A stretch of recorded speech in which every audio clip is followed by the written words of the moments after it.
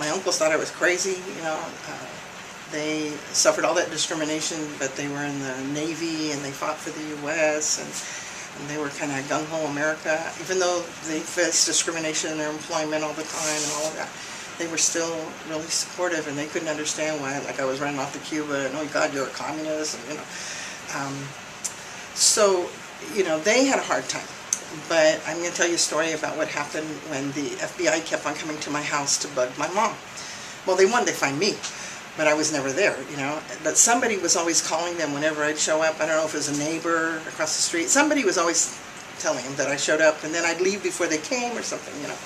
So one day, I know they came, and I was actually there, and I thought it was my future husband who was knocking at the door. So I opened the door, like, all happy, and it was like, "Hi, I'm from the FBI," you know, and he flashes his badge and all that. And he says, "Can't you tell me anything?" Because I told him, you know, I have the right to not say anything to you, you know, I don't have to talk to you. He goes, "Please, so I can write something in my report." You know, I never get to write anything. And I thought, oh God. So, you know, that was that one time. But what he did with my mom, he kept on coming. He went to her work, her employment, and tried to harass her there. But she told me, well, I told him it was good that you went. You know, that you got to see people who got vacations every year. I've never had a vacation ever. A paid vacation for 3 weeks.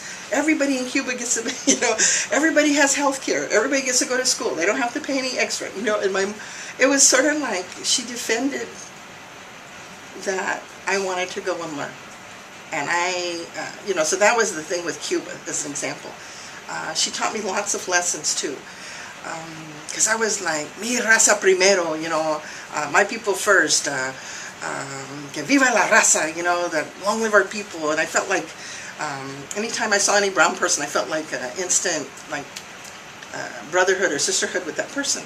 Because they were brown like me, and they had similar experiences, and I felt that. I believed that, and felt it. And my mom kind of went, you know, I don't know. She said, you know, not all Mexican people are good, you know. There's a lot of people who screw our people over, and they're brown, you know. And she would try to explain that, and I couldn't see it, you know. I didn't understand it.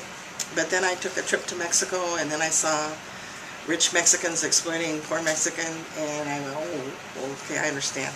So it was my mom's first lesson about class and understanding class oppression, and it had nothing to do, well, in our case it has to do with race and class right here, but she wanted me to understand that it wasn't just about that, and that there were cool white people too, and other people, you know, she taught me some lessons. It was hard for me to hear her because she was like old, and what would my mom know, but my mom knew a lot.